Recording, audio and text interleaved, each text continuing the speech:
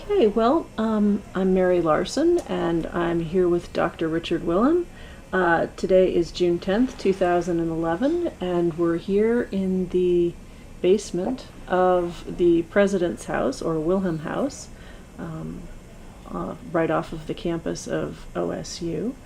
Dr. Willham, can you tell me a little bit about when and where you were born and where you were raised? Okay. I was born in 1932, right in the middle of the Dust Bowl and the Depression. My folks were at Panhandle A&M College in Goodwill at the time. And I always laughed. My mother was an old maid school teacher, and so she needed to have a cesarean to have me. And the only place close to Goodwill was Hutchinson, Kansas. So they went up there, and I was born in Hutchinson, Kansas. Now, they gave these beautiful birth certificates from the hospital, and I carried this sucker around for 25 or 30 years. I got in the Army, I got out of the Army, I got in Oklahoma State and out of Oklahoma State, no problem. And when I went to get my first passport, I didn't have a birth certificate. So I had to dash madly to Topeka and get it because I had really forgotten that I had, been born there and not in Oklahoma or anyplace else. Okay. So you started out when you were young at Goodwill? Goodwill, and Goodwill was a beautiful little place because these people were clannish like you couldn't believe. They loved that Panhandle, and they were going to stay there come hell or high water.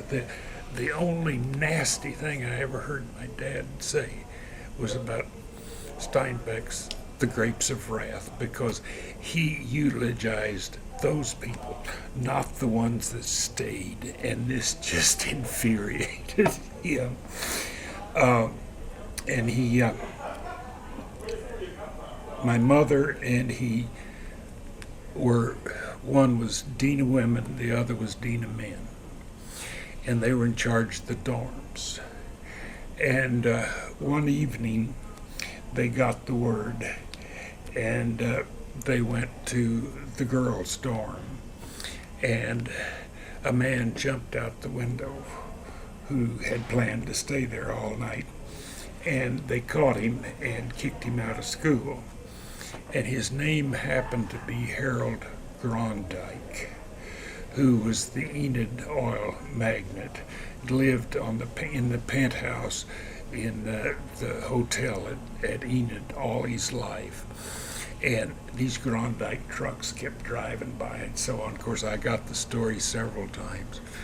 And one day we were walking in Oklahoma City, and Harold walked up, and he says, "Why, how do you do, Susan?" And he pulled his hat off and doffed it clear to the pavement and just gave her the real glad to see you. And it's almost the first time I ever saw Susan stomp her feet. She was still mad at Harold. But we, they really enjoyed Goodwill. That's where they got married, where they, did all sorts of things. And during this time, Oliver went up in the summers and got his master's degree at Iowa State from a man by the name of Gildy. And he babysat fraternities as a means of having board and room. And Susan and her cousin went to Columbia, and she and her cousin got their master's degree at Columbia. And we went to New York once, well, it was 39 at the World's Fair. And Susan had to go to one of these plays that she so dearly loved. And so she sent Oliver and I to The Wizard of Oz, the movie. And after the movie, Judy Garland and Mickey Rooney came out and danced and sang for us. And we always figured we got the better of the deal. Anyway. Well, how did your folks meet? There were quite a number of ladies that taught at Goodwill. There was a drama English teacher, an artist, and they were sisters, and they had mother. And there was a couple of others that were in contention. And of course, Oliver was the only young bachelor around. And he finally got with Susan, and they were married in 1928 after 4 years. And what had she been teaching? She was home ec. Home ec. Yeah, she was a what turned out to be Dean of Women at the end. So that's how they kind of got organized. So you grew up for the first few years. Yeah. In Goodwill. I don't remember a thing. That's what I was wondering, if you remembered any of that. No, I don't remember a thing. Yeah. Well, now, you would remember growing up in Stillwater, though. Oh, yes, yes. We, every year, the president, every 4 years, the president changed with the governor. And that's why this Board of Regents is such a blessed event, because they don't do it that way anymore. But Oliver and Susan, neither one could get along with the new one that was appointed. The old one was named Fanning, and he was a prince of a guy. So Oliver talked to Iowa State, and they went up there in 1935. They quit their job at Panhandle A&M, and you just didn't do that then because you had a job. And they went up there, and Dr. Lush, the major professor, paid Oliver on assistantship the same amount that he got at Panhandle A&M College. And the Dust Bowl and the drought affected different parts of the country drastically. So we moved to the Lincoln Way Apartments in Ames, and when Esther and I started graduate school at Ames, we talked to them and moved into the same apartments, but they weren't the same by then. We got introduced to prostitutes. We got introduced to men that lived together. All kinds of things that our naive education didn't allow for. I hadn't been in the Army yet. So anyway, and we, I got my master's in a year and then went to Korea in the Army. But the reason we came back to, in 1935, a man by the name of Kraft had been in the animal husbandry department. And he and the major professor Oliver wanted to work with had got their PhDs with Cole, who was the epitome of geneticists for livestock at the University of Wisconsin. And Kraft went back to Ames as the regional swine breeding coordinator. And so Blizz was head of the Warren Lale Blizzard was head of the department then. And he hired Oliver to take Kraft's place as a swine breeder, which they did. And we lived in a rent house on Duck. That was all right because the lieutenant governor lived at the other end. Blizzards lived in the middle, at that time. And what year was that? 35. 35, okay. Yeah. And then probably 36 or 7, we moved into 120 Orchard Lane. Okay. Oliver paid $4,000 for that house. And I thought it was a dump to start with, but I don't think they did a thing to it, in all the years and I lived there till I got married and left, for graduate school. But anyway, in the evenings, Oliver always had to go back to work with these swine records, so we'd go back in the evenings, and he'd turn me loose in that old animal husbandry building. And they had a bronze bull that was, fit on this table, great big sucker, and it had two beautiful curving horns like this.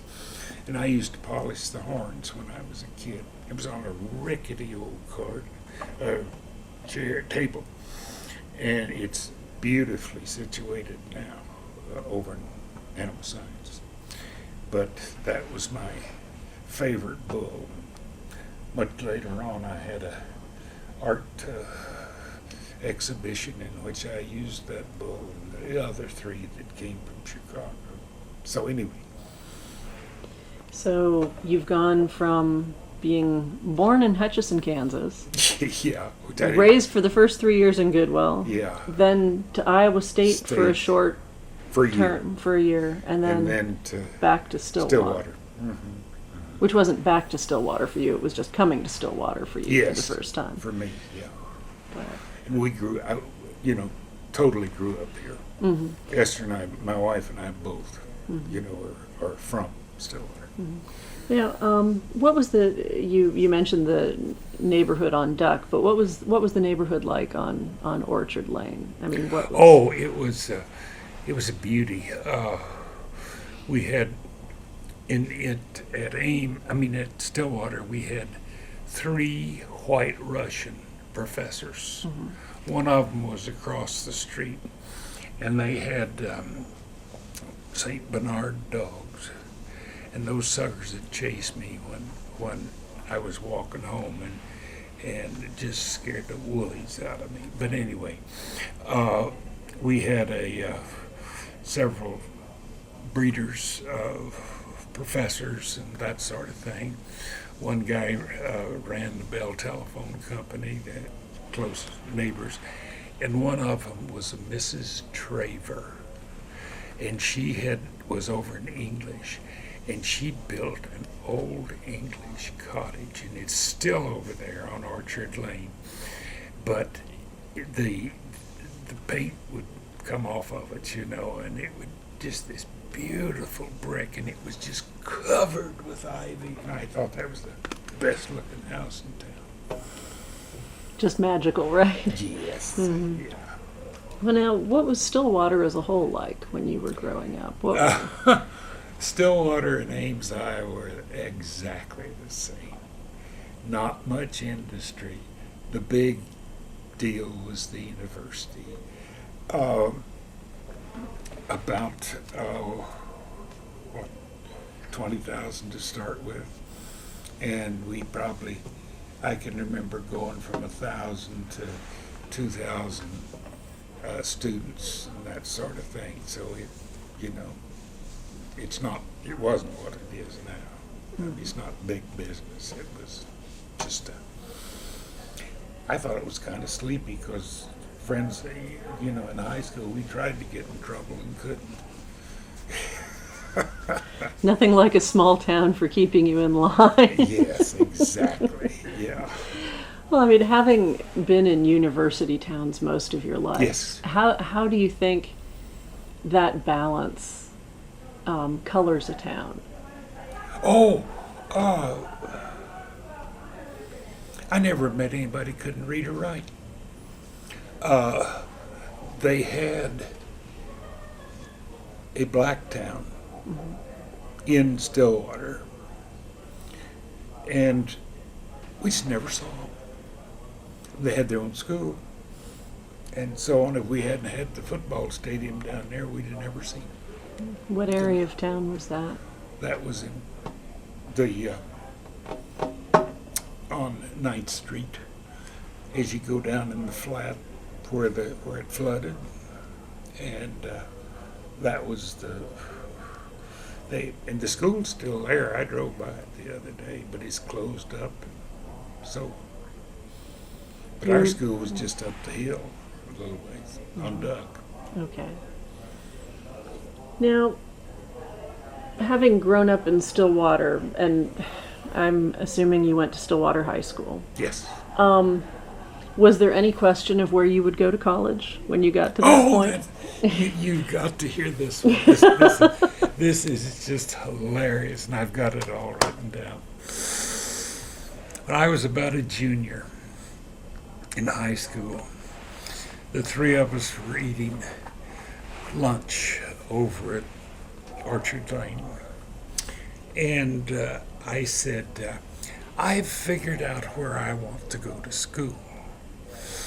And that got their attention, and they said, oh, where would you like to go to school? And I said, I'd like to go to Texas A&M so I could be in the Corps and wear those boots and spurs as a senior. My dad jumped up from his seat, stuck his finger in my face, and he says, I've been all over this state telling mothers and fathers and kids to come to Oklahoma A&M, and he said, by God, if it's good enough for them, it's good enough for you. And I never ask again. You know? Well, I mean, it sounds like in your family, though, you have a tradition of both having Oklahoma State and Iowa State. Oh, yeah, yeah. You know, so, which you later did as well. That's where I went right back up there. But, well, they had the best, that was the mecca for the field that both my dad and I were interested in. But the interesting thing is, I thought when I got all trained, I could sit there and talk with him about it. But by that time, he must have figured it had passed him by. And never once would he talk with me about livestock breeding. It was really funny. You know. Did you talk about that when you were younger? No. Because, you know, because it seems like you had a long time interest in it. Oh yeah, yeah, and of course we went out and weighed pigs every Saturday, and when I was working with the testing station at Iowa State, you know, I'd ask the breeders, I said, well, now, how do you weigh your pigs? Well, we don't weigh them. We don't have any scales at our farm. And I said, you know, like, what the hell do you do on Saturday morning? You know, so anyway. That's just what you do. Yes, just what you do. Yeah. Okay. Well, when you started at Oklahoma A&M, did you know at the time that you wanted to go into the field you ended up in, or yeah? Okay. You were already set when you got here. Well, I didn't get here. I just walked over. No, this was a real trauma for me, because already my dad was Associate Dean of Agriculture in charge of resident instruction, and he had to sign every leave slip and everything those kids had, because there weren't that many of them.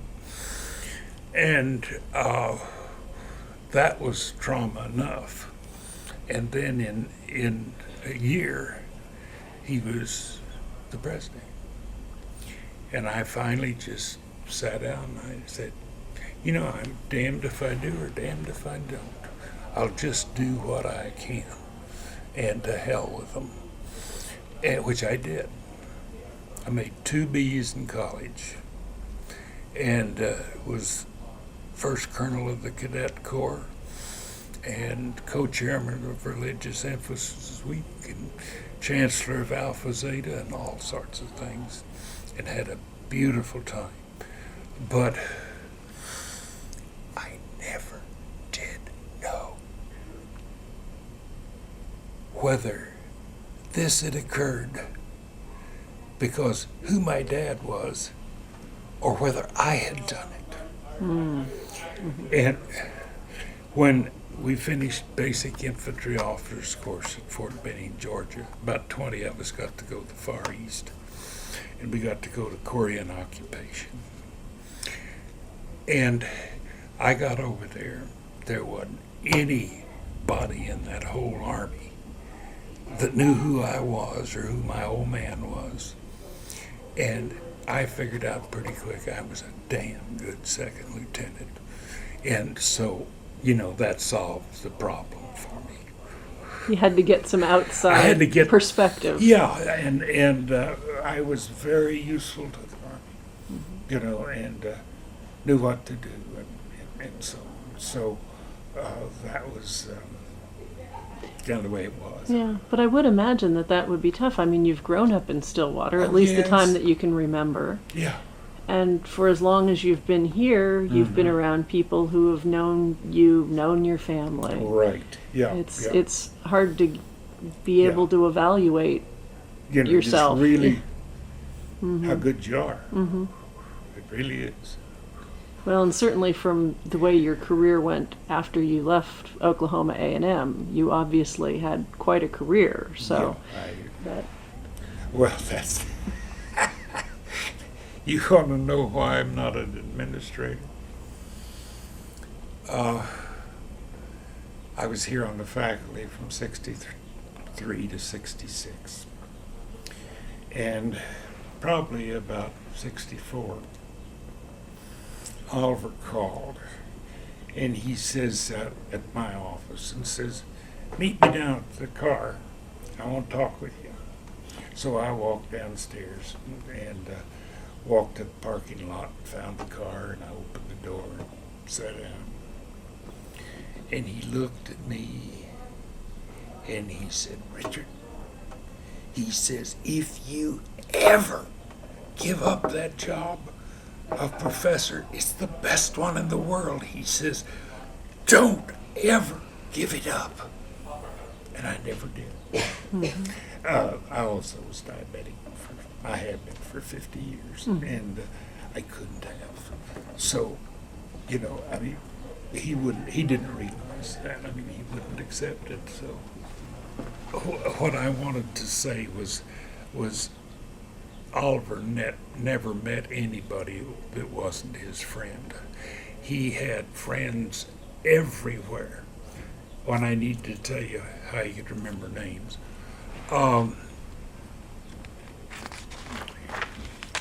But Susan was very private. She had very good friends, but very few. Just completely opposite. And of course, I was raised by my mother, so I have good friends. So you were talking about how... Oh, go ahead. No, after you. No, how you remember names. Right.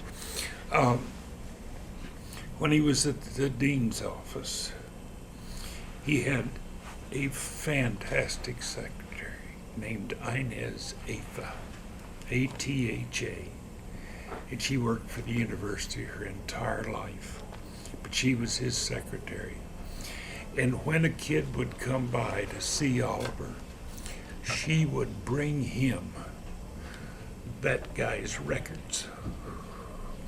And he could see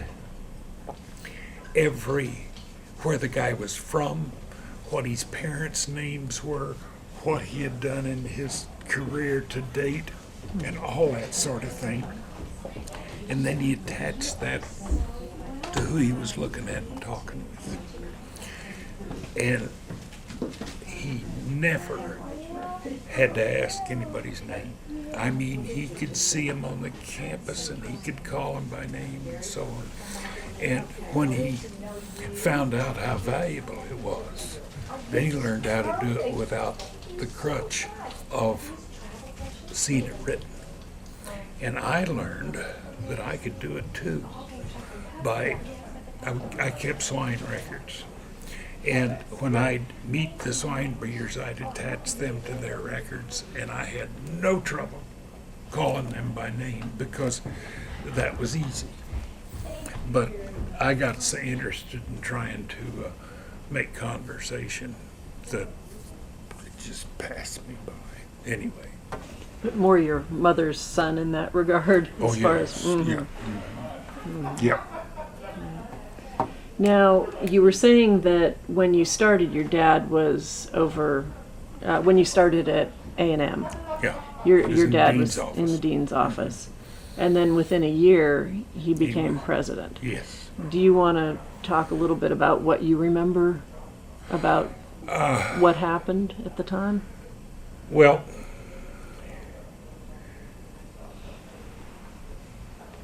nothing really did in terms of much change, except I was living at the SAE house. And I know the first real big event was Susan having the stroke. And Oliver asked me to move home, which I did, and stayed there for the last 3 years of college on Orchard Lane. And but when they got her to the hospital that day. And I don't think, if we can back up, I don't think we've talked about this on the recording. So do you want to explain what happened? It was right after your father became president, after Henry Bennett passed away. Mm-hmm. And why don't you take the story from there? Well, let me start somewhere else.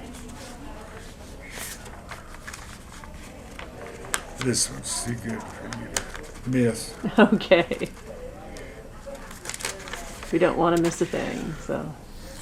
In the late 40s, I rode my bike to high school up College Avenue, past the president's home near the old chemistry building, and on some mornings would exchange waves with President Henry Garland Bennett as he was viewing Theta Pond.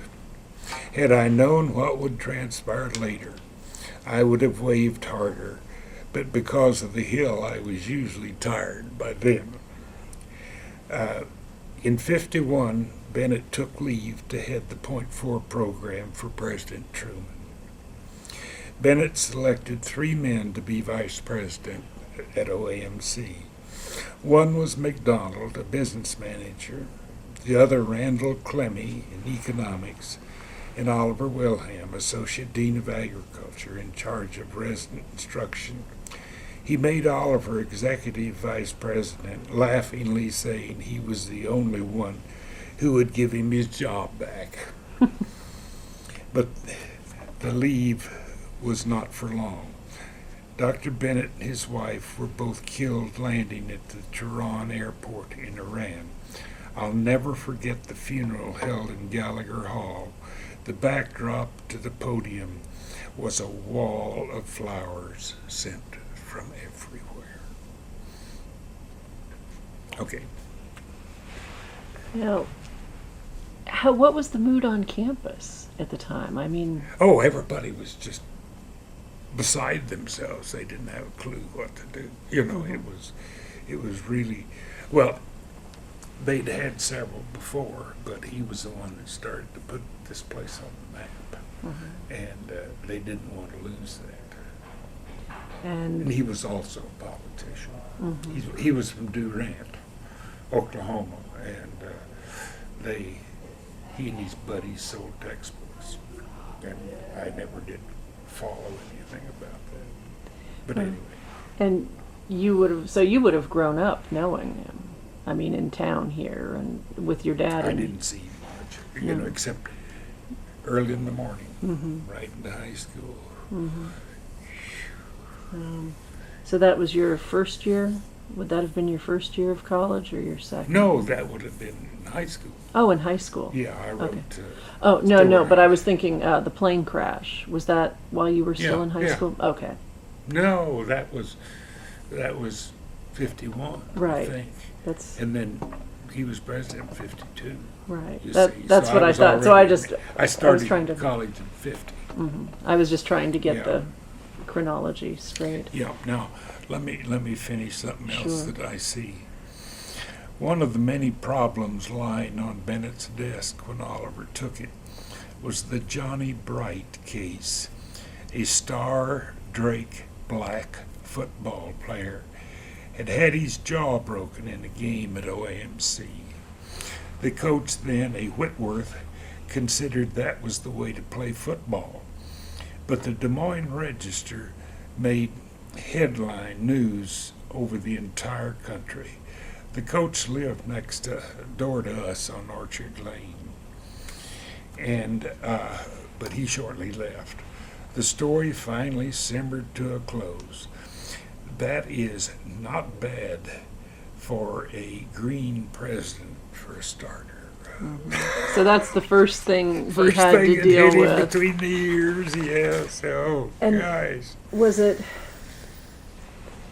I mean, was there the sense that it was the whole Intentional. intentional but racially motivated, or just football? Because just football. I was going to say, because that's the only football thing. is... Because, Lord, I played at Stillwater High, and if there was a star player from Cushing or Ponca City or someplace, our guy would always say, our coach would tell us to see if you can get him out of the game.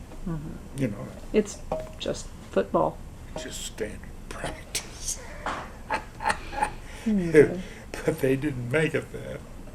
Okay, so Okay. your father became president then, Mm-hmm. after... And the regents asked. Okay. Yeah. And he'd already been stepping in while Bennett was out of the country, Yeah. so he'd been As handling a lot of the executive day-to-day. Vice president. Yeah. So, and the Johnny Bright case was one of the first things left over Yeah. on the desk. And then you mentioned that your mother had a stroke not long after. Yeah. Do you want to talk a little bit about She what had you her remember of stroke in that? '52, the year that, and she was on her way to a luncheon. She was the president's wife for the first time, and she had this stroke. And a doctor found her. They got her to the hospital. And then she had a doctor named Freed, Leon Freed, that lived in Perkins. Freed was there when Oliver and I I got there and then Oliver got there. And from 1 o'clock to 4, we paced the floor. Freed didn't even take her clothes off. They just laid her on the bed. And I don't think they took her shoes off. And so we knew right quick that it was a serious go. And about 4 o'clock that evening, Susan roused up just enough, thank you, and said, "My head hurts." I've never seen a man flip a lady over faster. On her back, he got a needle this long and tapped her spine. With her clothes still on, tapped her spine. And when he drew it out, it was red. And he said, "She's had a stroke." And they started working then, and they saved her.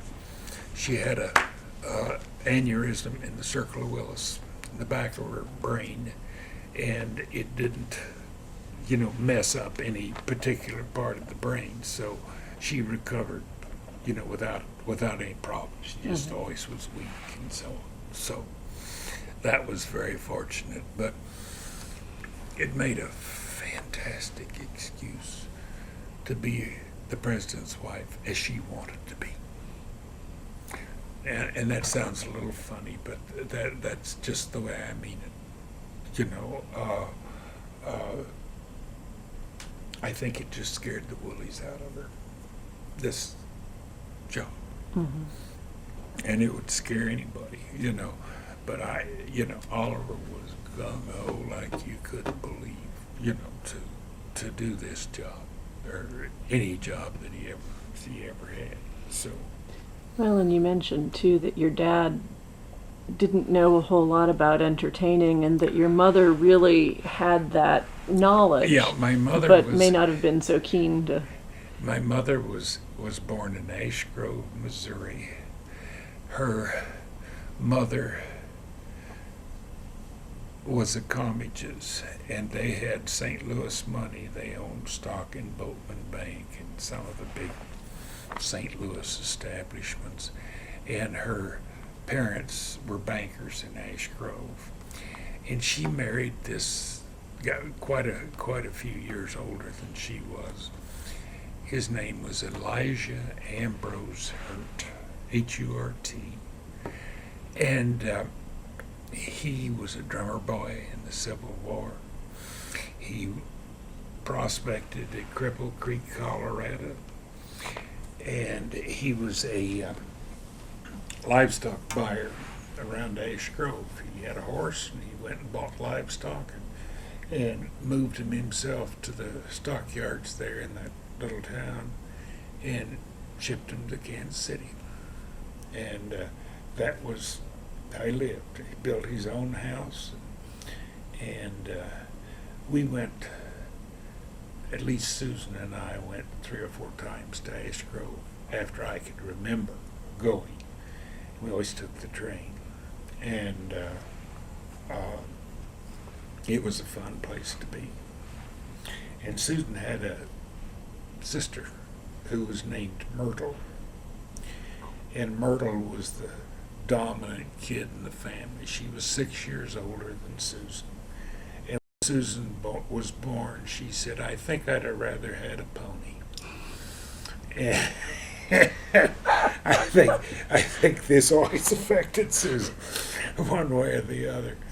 But she was very influential in my life, because every summer we went to La Jolla, California, to see Myrtle and stayed a month. And I learned all about civilization in California. I learned how to drive on the interstate that were just started at that time, in a car, a 1937 Packard that went 35 miles an hour max. And man, I got past like you wouldn't believe. But anyway. Okay. Well, and you mentioned that maybe because of her dominant sister, that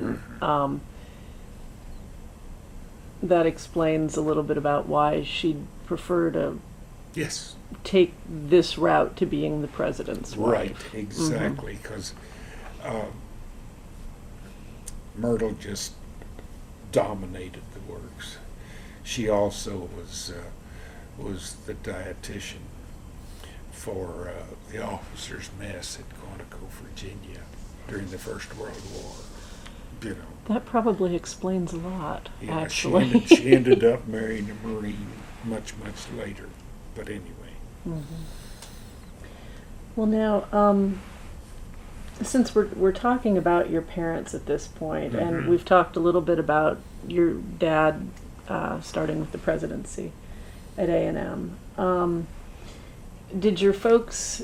My understanding is your folks kept the house at 120 Orchard Lane, and you moved back there after your mother's stroke. So you were able to help out. Did they, because of her health issues, did they entertain a lot there? None. Or none at all? I think what Susan wanted to do, and it finally dawned on me, this is what she was doing. She was making a refuge for Oliver. He could come home at dinner time, sit down, and they could eat quietly, and then he always went in and had a nap for 15 minutes and then got up and went back to work. I mean, he did this religiously his entire life. So it was someplace away from the office. Yeah, now, they belonged to a bridge club when they first came that was partly animal husbandry and some biochemists and a bunch of those. And I dearly loved to sneak down the stairway and watch the going-ons when they had this bridge club. But other than that, there was no social life. Right. So there was personal socialization, Yes, but not yeah. not entertaining on a university right. scale. Yeah, yeah. So it wasn't like the space here where part of it's very public and part of Yes. it's very private. The whole Right, thing was yeah. private. So Yeah. as you said, sort of a sanctuary or a refuge. Exactly. That finally hit me, not too long ago, that's what she was doing. Now, do you remember your father having to host events at the university? I mean, did they have things elsewhere on the university campus in the student union, or there were things that he didn't have to host, he just had to attend? Yeah, lots of them. The banquets and this, that, and the other. And by that time I was going with my wife, and her mother was very upset that I had to eat by myself all the time. Which, I mean, they just leave a note and say they had to be at this banquet or that banquet or something, which was fine with me because I could go eat where I wanted to and proceed to do so. But Now, where were the places that you and your friends liked to go to eat when you had the chance back in the day? the Lasso was across from Leachman Theater. They had those first curly fries I'd ever eaten in my life.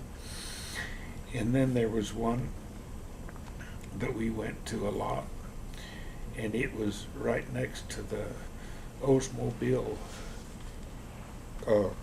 car place, and I can't remember what the name of it was. And other than that, like anywhere in town. Now, I understand that your parents ended up rather indirectly funding the president's home that we're in right now, and we talked a little bit about that before we got started, but for people who don't know the background story, if you could explain a little. Oliver got this entertainment fund, and it was to be used when the regents came and for, it was really probably getting ready for the era we're in now of how do you get money. But this hadn't crossed Oklahoma State's mind at this time. And so he just kept socking it away, and I think it was close to $80,000 because he was president for almost 14 years.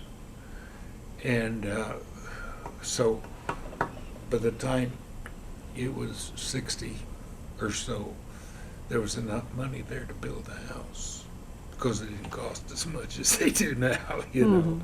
And so that at least started it, I'm sure. I think the physical plant built it. I'm not sure. Now, do you remember anything? I think you would have been in Iowa at the time, Yeah. but do you remember hearing your parents say anything about the planning of the house, whether they had any input or? Oh yeah, I'm sure that. Yeah, and I know Susan did, and Oliver did. Well, my son told you things that I didn't know just a little bit ago about it. About the windows Yes, upstairs for the yeah. lighting and the eaves. Yeah. But anyway, I don't. So, do you know? Do you remember hearing anything about the planning process, or from your mom or your dad? Not really. Because you were Well, busy we were with your raising own, kids, and doing all that sort busy of with your own career at that Yeah. point. Yeah. Do you know anything about the architect that worked on the house?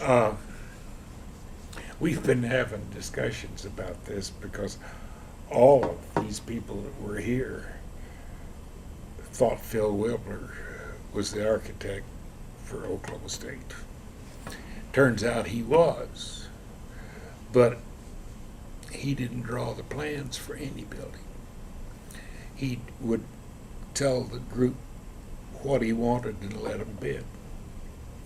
So he inadvertently was the architect, but he wasn't draftsman that put it together. Is the way we finally think it happened, but we don't know. Do you happen to know, do you have any idea who might have been the person that did the draft work, or No. not a clue? Not of the president's house or any of the other, except the Williamsburg architecture. The first time I went to the Union, after it was finished, see, that's where the power plant was. Okay. Before then, down on Washington. Washington went all the way through.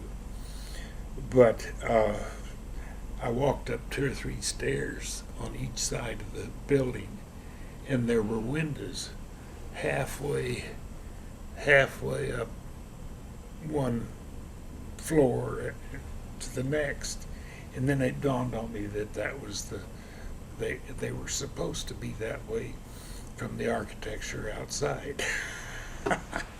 Anyway. Okay. Well, do you remember when the house was finally finished? Yeah. Was there a big grand opening event or anything, or? Not that I was ever aware. Okay. Was there anything? They just, moved in probably. What was your first impression when you saw it the first time?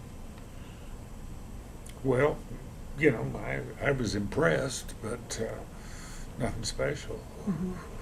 Yeah, I didn't know, since you Yeah. I know. since you would have been seeing it with your folks. Now, did your folks first move into the house in 62, or was it closer to 61? I really don't remember. Okay. And they were here until your father retired from the presidency in 66. So you would have actually been back in Stillwater from 63 to 66. Yeah. Were you around the house a lot more? We built a house on Will Rogers, 319 Will Rogers, and there was, when you went up to the end of the street, up level with this place, and then went over and down just a little bit, there was a road that joined up with the President's Road.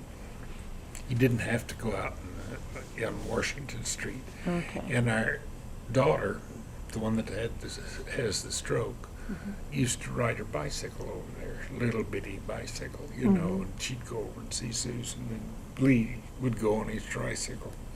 So, and your daughter's Karen, right? Yeah. Yep. Karen and Lee. Okay. And of course, that's a pretty steep deal. And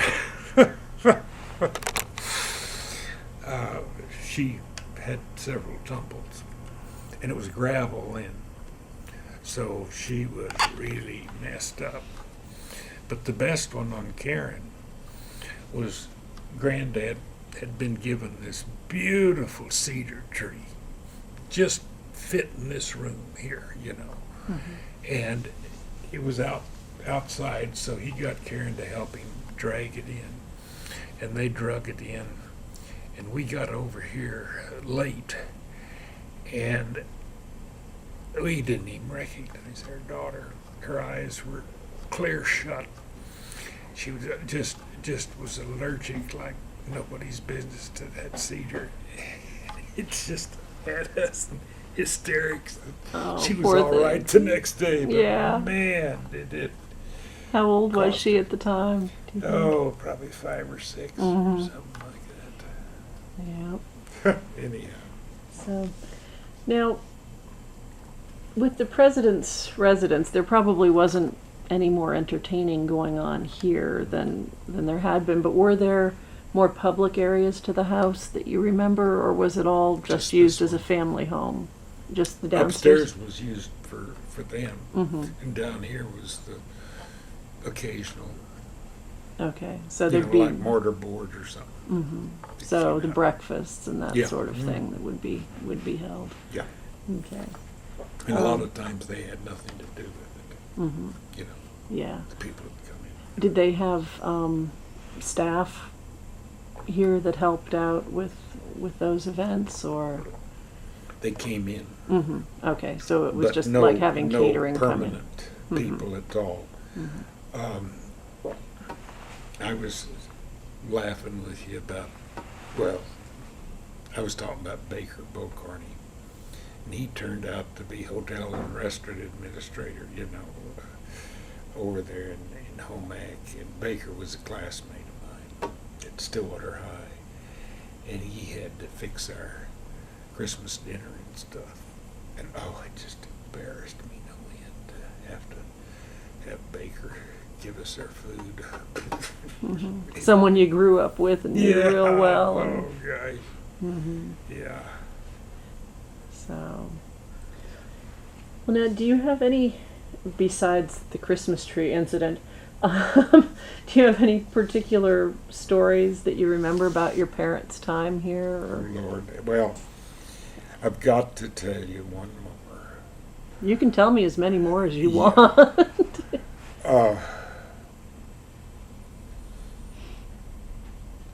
Oliver died in 1974. We were in Europe, and we got back to Chicago and were headed for Ames. And I looked over the message board, and I said, we've been gone a couple of weeks. You reckon anybody missed us? And I walked over there and looked at that, and it had our name on it. It says, call home. We didn't even go to Ames. We just called from Chicago. And Mrs. Kahn came up and got us in the plane and took us back to Ames. And, of course, we didn't have many clothes. And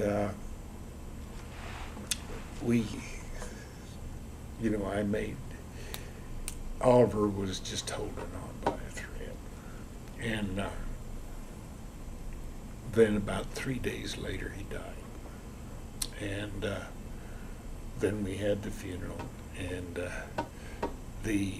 he was York Wright Grand Commandery. And so they wanted to do something, so he went out from the First Presbyterian Church under drawn swords and chapeaus with ostrich feathers on them. And that's when Esther says, why did you have that funeral on the 1st of October? She said, didn't you remember it was Lee's birthday? And he's Oliver Lee. Oh, jeez. I'll never live that one down. But anyway, that's what happened. Yeah. And he mentioned that she had a cake for him. Mrs. Calm. Yeah, yes. Mrs. Calm had a cake for him. Knew when that, we got home, when we got over here. Oh. That was very nice. Does seeing the house again bring back a lot of memories? How long has it been since you've been here? I haven't been back here for 10 or 12 years, I don't expect. How does it seem to have changed over time? I mean, we talked a little... Oh, it's beautiful. It's beautifully kept and so on. Now, you mentioned that up on the first floor, when you first walk in, there used to be a partition. Yes. So instead of the area where the dining room table is now, there was a partition that went from over where the wall is for the fireplace all the way to the other partition. Okay. And then you could see out the back when you were in this small room, and the bookcases were over there. And you walked in, and when you came in the house, you were up against this panel. And on the other side of that panel, there was a small room that was it like a sitting area there, or? Yeah. Okay. And that's where you said your Susan parents sat lived. all the Okay. time. Yeah. And read. Okay. Any other major changes or additions that you noticed coming in? No. Okay. And the rooms are pretty much laid out the same way? Just like they were, yeah. Okay. Except that, and you mentioned that the area to the left of the kitchen, as you're facing the kitchen, that it used to be a dining room, I guess, and it's now a den area. Okay. Do you have any other recollections on the house itself that you'd like to? No, Okay. not really. Now talk a little bit about your career? You graduated from Oklahoma A&M in 1954. And I guess before we proceed from there, we probably ought to get your wife into the story and where she appeared in the picture. So I was given a mandate when I came to college, and that was if we're paying your way, you will not get married while you're in college. Fine. Well, I graduated the 28th day of May from Oklahoma A&M. We got married the 1st of June, and I was in graduate school the 14th of June. So we played it like we were supposed to, and that's how that occurred. Okay. So you went up to Iowa State for graduate for a school. master's degree, and we were. At that time you could take a year off from serving the 2 years in the military till you could spend a year. So I went up to Iowa State and we got a master's degree in a year, which nobody should ever do. Then I went to Korea, and Esther came back here and stayed in an apartment and, was working on her degree. And of course it was a real revelation to me to be in the Army, because as I told you, I'd never met anybody that couldn't read or write, and half my platoon couldn't read or write, and I'd have to write letters for them home. The only thing they could do is make an X, and I was just absolutely flabbergasted. And that's not the only thing that I learned. I was given a security and headquarters and security platoon, and I was supposed to keep all the GIs out of the village. And there were 3 whores for every GI in the village. And so I had my hands full, and I stayed up to 2 and 3 at night. I court-martialed my entire platoon because they went to the village too, and they didn't need to. And finally the warrant officer said, "Willham," he says, "I'm going to let you interview these new people that come in from Repo Depot, and you can choose what you want." And I said, "Fine." And I went in there and I picked big old farm boys that had just been married. They didn't go to the village, but they weren't as crafty as the rest of the criminals were. But anyway, it was just an absolutely experience that I'd have never got otherwise. But I learned a lot about people, and it was very rewarding from that point of view. So then I came back, and we went back to graduate school at Iowa State, and finished up and got a job with them on swine breeding, and stayed for 4 years, and then the job came open here, and we went to Oklahoma State for 3 and worked with beef cattle, and then went back to Iowa State in '66 with beef cattle. Been there ever since. What inspired you to come back to, I guess it would have been OSU at the time? I couldn't wait to get here. I mean, I knew all these guys, and it was, as far as I was concerned, it was the place to be. It wasn't as good as Iowa State, but it was to me, and so I roared back. Mm-hmm. And you had another opportunity, though, at Iowa State in '66. Yeah, it became rather evident that the leadership at Oklahoma State was in transition. And as I told you, I wasn't going to be an administrator. And I knew I'd have to do it if I stayed. And so I chose to go back to Iowa and be a professor. Mm-hmm. And you have done that Yes. the rest of My entire life. the rest of your time. Now, do you want to talk about a little bit about what your key areas of research have been throughout your career with genetic prediction models and EPDs? And Yeah, well, that was what I always figured there was the research project with live animals, and then there was another component to that, to deal with the breeders and give them information to utilize, which I spent an awful lot of time with. And I got involved with a Beef Improvement Federation, which was the organization of beef cattle groups or organizations. And we made a whiz and go of that thing. And we got sire evaluation, we got genetic predictions, we did some things right. And my mentor in that was Frank Baker, and he was had been here at Oklahoma State for a lot of the time. Now, when we were discussing things before we started the interview, you had mentioned a little bit about how you'd been lucky enough to have really great mentors over the years. Do you want to discuss that a little?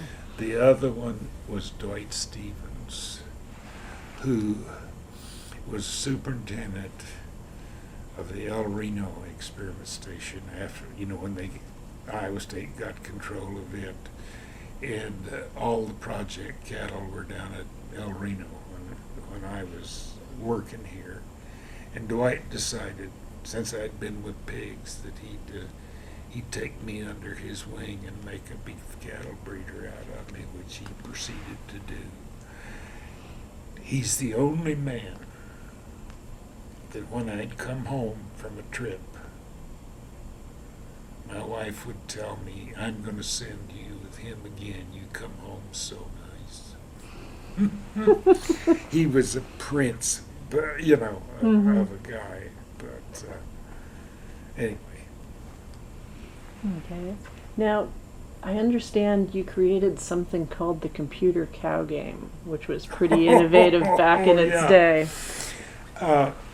When I got back to Iowa, I was putting a project together, and I had some time, and I'd been to Brown University for a little seminar sort of thing for the summer.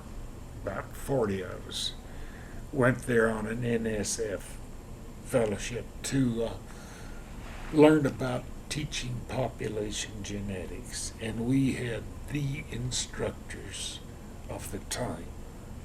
And one of them had a swine game in which he generated pigs, sows, and mated them to boars, and we, with models, we made their performance for the pigs and so on. And I thought, well, gee, I can do that with beef cows, and so I did. And I'd give breeders 50 cows, mated to 5 bulls, 10 apiece, and the calves. And this was the output. And they were to choose which bulls to use again, or they could use a new bull that was in the calf crop, but based on their performance records. And for some reason, there was just enough competition in it to just make that game just go like Cracker Jacks for 40 years. almost every university that teaches livestock breeding used that computer cow game. Iowa State still does, and it's used internationally, and it's just a fun game to play because you start competing with your buddy that's sitting there, you know, and then we do that with a group of breeders, you know. We tell them how everybody was doing, you know, and man, I'm telling you, they'd struggle over those records at night, send it back, you know. We do it by mail. That was anyway, but it was very successful. Well, and from a teaching perspective, it really gives people a chance to see. They ask the questions you want them to ask. How come that bull didn't do this? You know, just perfect. Mm-hmm. Yeah, you got it. So, what accomplishments in your career? I mean, you retired in '97. Mm-hmm. Mm-hmm. What accomplishments are you most proud of? Well, working with the beef industry on the EPDs is a household word for beef cattle breeders anymore, and I was instrumental in getting this done, and all manners of genetic predictions. Mm-hmm. Now, for people who aren't aware of what EPD stands for, could you just... Expected progeny difference. It's what you expect the progeny, how you expect them to perform over some average. You know, and if it's positive, it's good. If it's minus, it's not. Mm-hmm. Now, what have you been doing since your retirement? I'm trying to get a book published. Okay. In '72, I started teaching a course that I called Our Livestock Heritage.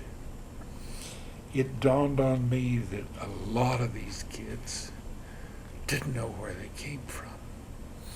They didn't know the aura of romance that surrounded this business. And so I decided I'd teach it to them. So in '72 I started, and I still feel sorry for those first students I had because, you know, they had to put up with a lot. And but I got it down, and I've got a book about this that I'm working with the OU Press, University of Oklahoma Press, to publish, and we'll see how that goes. Oh, also, I did a history of the Animal Science Society nationally. That took me 2 years to do. I did a history of the Saddle and Sirloin Club that met in Chicago. It was a gentleman's club, is what it was. Well, and I understand you have a portrait there too. Yeah. Oh, that's that was 2004. But they have over 300 pictures. They're now in Louisville in that fairgrounds. But they were in Chicago when the stockyards was still there. Mm-hmm. Yeah, I understand you've been involved in the art world. Oh, yeah. The director of the art museum's a good friend of mine, always has been. And she and a friend came by to my office one day, and they were looking around the wall, and it's just, you know, wall-to-wall pictures of animals. Mm-hmm. And Lynette says, you know, we ought to have an art show featuring the images of animals. And I said, Lynette, when do you want to have it? And she said, when's the next time you're going to have a meeting at Iowa State that this would be appropriate for? And I said, 4 years from now, the animal science meetings are going to be here, and we could do it. And she said, good, we'll get to work. That's just enough time. And I thought, God, that is a long time. And so I I put together a list of what I wanted for the art show. Lots out of the Met and the Chicago Art Museum and, and all of those places. Because Esther and I had been to see all of them. And you should have read some of these letters. We haven't a clue where Ames, Iowa is. And I didn't realize, but works of art have dossiers that go with them. I was shown at such and such a place, and the more prestigious they are, the better the deal. And I didn't know that. And but Lynette and I had enough faith in each other. I mean, she had no business asking a university professor to be guest curator for an art show than fly. And my colleagues thought I was absolutely daft. We just got laughed at. And ever so often we'd hug each other and say, well, we'll keep going. And we filled the Brunier Gallery. It's a big gallery for a university. We filled it with works of art that had to do with livestock, including the 3 bronze bulls, one of them from here, and 2 of them from Iowa State, were judging trophies. And had this show when the animal science meetings were in Ames.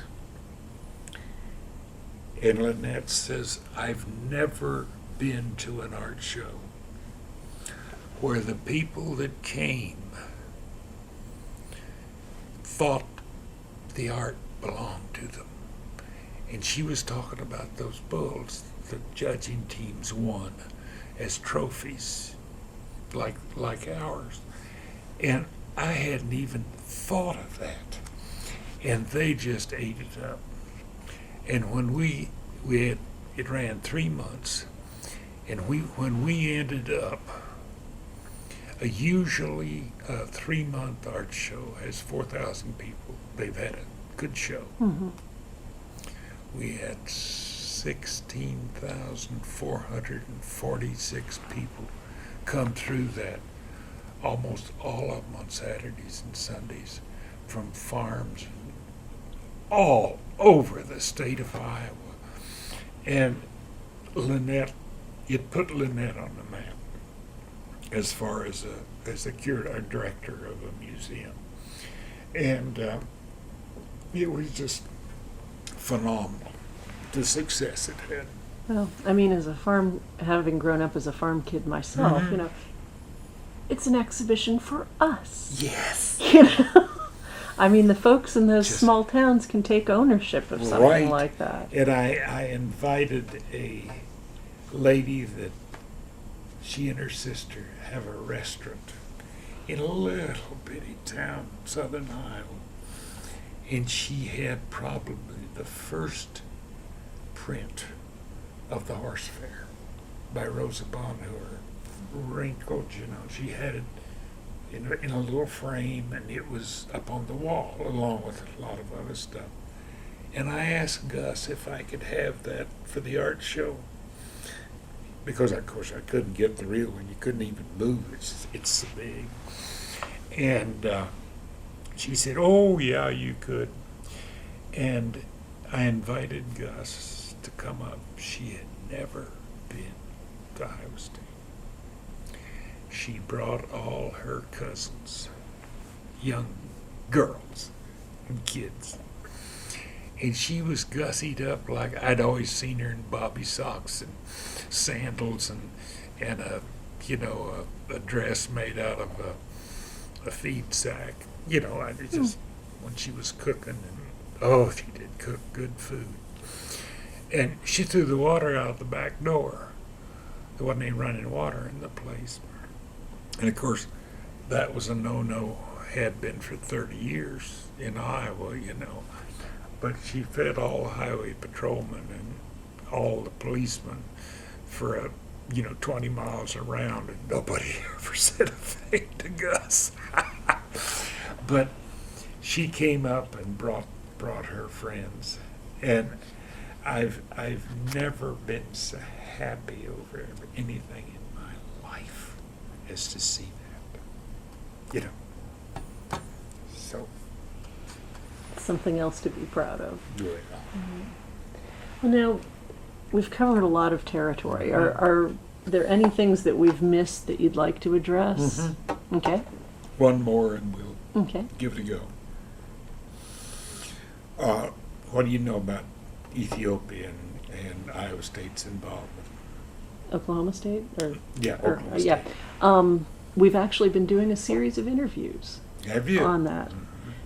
We had one person who was interviewing the husbands, and I was interviewing the wives of some of the couples who've gone over. Yeah, I've So it's been over very there. interesting. So what would you like to Well, discuss with that?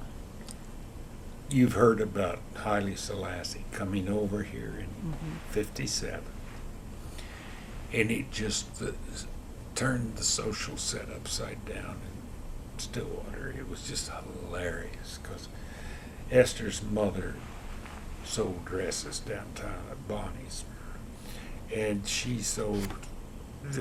They couldn't keep enough dresses, so they could all go to the ball that he was going to throw, or somebody was. And he came in 57,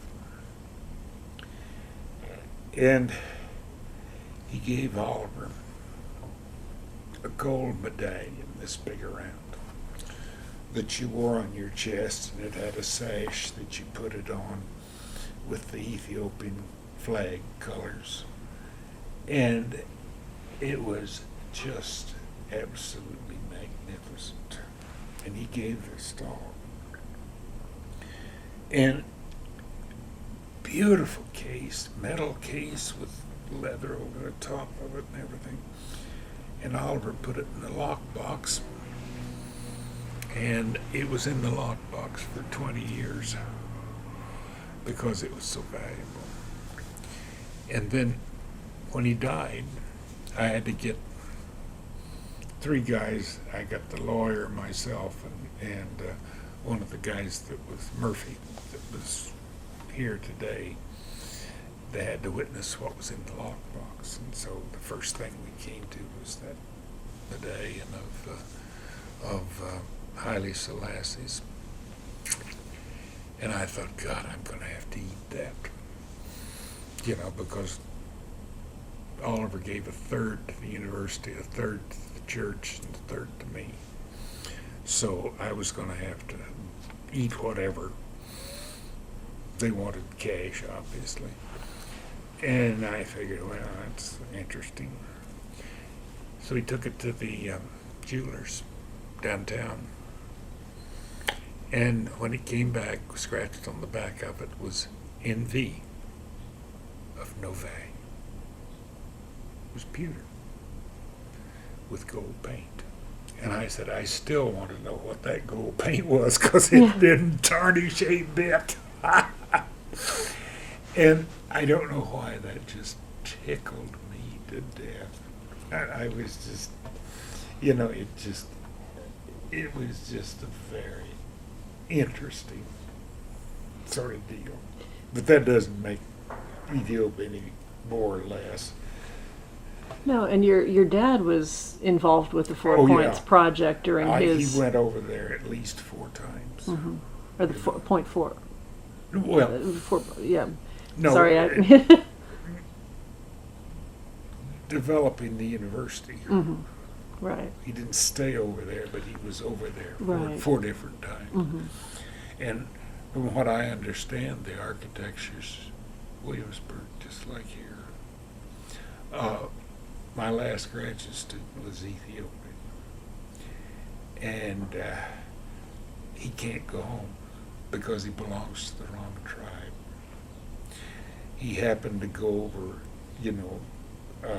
as a tourist about 3 or 4 months ago, and went to Addis to see the university because he taught there before he came over here.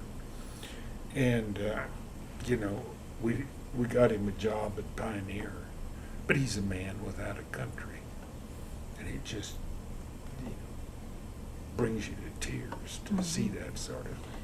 Well, and I mean, ever since the beginning of that program, there have been so many strong ties between here and Yes, yeah. here and there that still seem to continue. Oh yeah, yeah.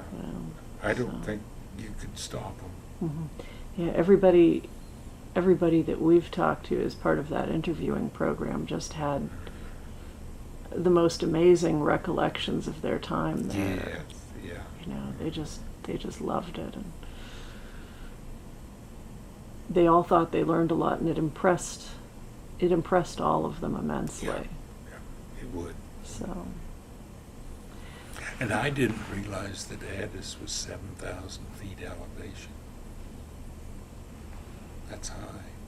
That's Estes Park height compared to 850 here. It's quite a difference. Yeah.